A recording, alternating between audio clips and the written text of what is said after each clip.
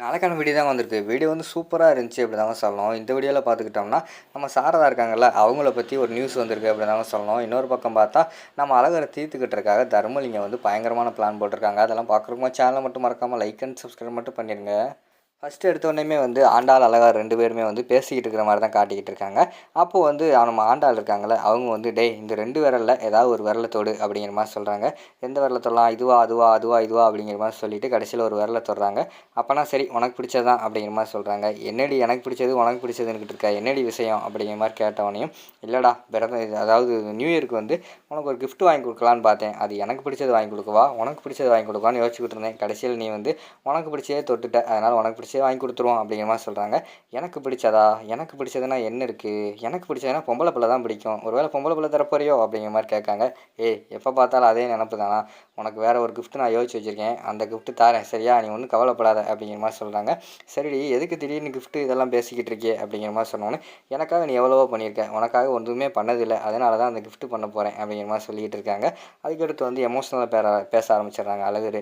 "எனக்கு வந்து வாழ்க்கையில் வந்து அன்புனா அது என்னன்னே தெரியாது. எங்கள் அப்பத்தா தான் கொஞ்ச நாள் கொடுத்துச்சு. அதுக்கடுத்து அதுவும் போயிடுச்சு. எங்கள் அம்மா அதுக்கடுத்து கொஞ்ச நாள் கொடுத்துச்சு. அது பார்த்துக்கிட்டோம்னா எங்கள் அப்பாவுக்கு தெரியாமல் அப்பப்போ கொடுத்தது. அதுக்கப்புறம் வந்து நான் பாட்டில் காளமாடு மாதிரி ஊருக்குள்ளே சுற்றிக்கிட்டே தெரிஞ்சேன். கடைசியில் பார்த்தா உன் கழுத்தில் வந்து தாலி கட்டிட்டேன். இப்போ பார்த்தா அந்த காளமாடு உனக்கு அடிமையாகவே ஆகிட்டேன் உன்னோட அன்புக்கு" அப்படிங்கிற மாதிரி சொல்கிறாங்க. "டேய் அன்புக்கு அடிமையானா அதெல்லாம் தப்பே கிடையாதுடா" அப்படிங்கிற மாதிரி ஆண்டாள் சொல்லிக்கிட்டு இருக்காங்க. "ஆமாடி என்ன இருந்தாலும் வந்து நீ தான் எனக்கு முழுசாக வந்து அன்புனா என்னன்னு புரிய வச்சுருக்க" அப்படிங்கிற மாதிரி சொல்லி எமோஷ்னலாக பேசிக்கிட்டு இருக்கிற மாதிரி தான் காட்டுறாங்க. அந்த பக்கம் பார்த்துக்கிட்டோம்னா நம்ம பாரதி தமிழை காட்டுறாங்க. தமிழ் வந்து ஹோம்ஒர்க் எழுதிக்கிட்டு இருக்காங்க. பாரதி வந்து உட்காந்து யோசிச்சுக்கிட்டே இருக்காங்க. "ஏய் என்னடி நாளைக்கு நியூ இயரு, இன்றைக்கி பார்த்துக்கிட்டோன்னா ஹோம்ஒர்க் எழுதிக்கிட்டு இருக்கா, நீ என்ன கவலையாக இருக்க, என்னடி உனக்கு பிரச்சனை" அப்படிங்கிற மாதிரி ஆண்டாள் வந்து கேட்குறாங்க. "இல்லடி எங்களுக்கெல்லாம் நியூ இயர்லாம் தேவையில்ல, நாங்களே கஷ்டத்தில் இருக்கோம்" அப்படிங்கிற மாதிரி வந்து நம்ம பாரதி வந்து சொல்கிறாங்க. "ஏய் என்னடி கஷ்டம் உனக்கு, அதை சொல்லுடி" அப்படிங்கிற மாதிரி கேட்டவனையும், "இல்லடி சாரதாம்மா பற்றி எந்த நியூஸும் வரலையா, அவங்கள இன்னும் கண்டுபிடிக்கலையா" அப்படின்னு சொல்லிட்டு ஆதி வந்து கால் பண்ணார்டி அப்படிங்கிற மாதிரி சொல்கிறாங்க. "ஏய் இதான் விஷயமா? அதெல்லாம் கிடையாதுடி, சீக்கிரமாக கண்டுபிடிச்சிடலாம், நீ ஒன்றும் கவலைப்படாத. இதுக்காக போய் நீ கவலைப்பட்டுக்கிட்டு இருக்கியா? தமிழ் போ, உனக்கு வந்து பாட்டி வந்து பலகாரம்லாம் சுட்டு வச்சுருக்காங்க, அதை சாப்பிட்டு விளாண்டுக்கிட்டு வாரேன்" அப்படிங்கிற மாதிரி சொல்லிட்டு தமிழ் அனுப்பி வச்சிடுறாங்க. "இங்கே பாருடி நீ தான் கவலையில் இருக்க, நீ கவலையில் இருக்கிறத தெரிஞ்சு தமிழும் கவலையில் இருக்கா பார்த்தியா? அவள் வந்து அவங்க சொந்த ஸ்கூலு, அங்கே உள்ள ஃப்ரெண்டு, அதுக்கடுத்து அந்த ஊர் எல்லாத்தையும் விட்டுட்டு உனக்காக வந்து இங்கே இருக்கா. அவளுக்காக நீயாவது கொஞ்சம் சந்தோஷமாக இருக்க வேண்டாமா? அவளையும் இந்த இடத்துல வந்து ரொம்ப கவலையாக்கி வச்சிருக்கேடி" அப்படிங்கிற மாதிரி ஆண்டாள் சொல்லிகிட்டு இருக்காங்க. "இல்லடி நியூ இயரை வந்து நல்லா கொண்டாடணும்" அப்படின்னு சொல்லிட்டு நானும் காலையில் குளித்து கிளம்பி எல்லாம் புது ட்ரெஸ் எல்லாம் எடுத்து வச்சேன்டி. அந்த நேரத்தில் எனக்கு ஆதி கால் பண்ணார். "இன்னும் அம்மாவை பற்றி எந்த நியூஸுமே வரல, கிடைக்கலன்னு சொல்லிட்டாருடி. நான் என்ன பண்ணுறது, அதனால தான் அப்படியே வச்சுட்டேன்" அப்படிங்கிற மாதிரி சொல்கிறாங்க. "ஏய் நியூ இயர்னால் உனக்கு வந்து புது ட்ரெஸ்ஸு போட்டு அதெல்லாம் ஒன்றும் பண்ண வேண்டாம்டி, வாடி எங்கள் கூட இருடி, அங்கே சந்தோஷமாக இருப்போம், நல்லா ஸ்வீட் சாப்பிடுவோம், என்ஜாய் பண்ணுவோம், சந்தோஷமாக பேசிக்கிட்டு இருப்போம். திருப்பி நீ வந்து சாயங்காலம் இங்கே வா, உன்னோட கவலையெல்லாம் இங்கே தான் இருக்கும். இந்த வீட்டிலேயே வந்து உன் கவலையை நீ திருப்பி எடுத்துக்கோ. திருப்பி எடுக்க உனக்கு இஷ்டம் இல்லையா, சந்தோஷமாக இருக்கணுமா, திருப்பி எங்கள் வீட்டுக்கு வா, சந்தோஷமாக இருப்போம்" அப்படிங்கிற மாதிரி சொல்கிறாங்க. "சரி நீ போ, நான் வாரேன்" அப்படிங்கிற மாதிரி சொன்னோன்னே, "இல்லடி நீ எனக்கு உடனே இப்போ வா, ஏன்னா வந்து நான் வந்து அழகருக்காக ஒரு கிஃப்ட் வாங்கி வச்சுருக்கேன், அதை கொடுக்கும்போது நீ என் பக்கத்தில் இருக்கணும்" அப்படிங்கிற மாதிரி சொல்கிறாங்க.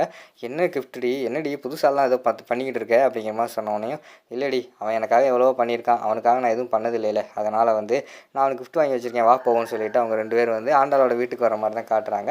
இங்கிட்டு பார்த்தா நம்ம இவர் இருக்கார்ல, அழகரும் லட்சுமி பேசிக்கிட்டு இருக்காங்க. "எதுக்கு இப்போ 5 கிலோ கோழிக்கறி, 10 கிலோ ஆட்டுக்கறி எதுக்கு எடுத்து வச்சுருக்காரு" அப்படிங்கிற மாதிரி வந்து லட்சுமி கேட்காங்க. "அட விடுங்க அத்தை, அவர் ஏதோ ஊருக்கு தானம் பண்ணுற மாதிரி எடுத்து வச்சுருக்காரு, யார் பக்கத்து வீட்டுக்காரங்களுக்கு கொடுப்பாரு போல்" அப்படிங்கிற மாதிரி பேசிக்கிட்டு இருக்காங்க. அந்த நேரத்தில் 2 பேர் சமையல்காரங்க மாதிரி வராங்க. "எனக்கு ஏதாவது வேலை கொடுங்க ஐயா, எங்கள் வீட்டில் வந்து சமைக்க போகிறோன்னு சொல்லிட்டு வந்துட்டோம், குழந்தையெல்லாம் ஏதாவது வாங்கிட்டு வருவோன்னு சொல்லிட்டு ஆசையாக இருப்பாங்க, காசு வேறு இல்லை, ஏதாவது சமையல் வேலை இருந்தால் கொடுங்க ஐயா" அப்படிங்கிற மாதிரி சொல்லிக்கிட்டு இருக்காங்க.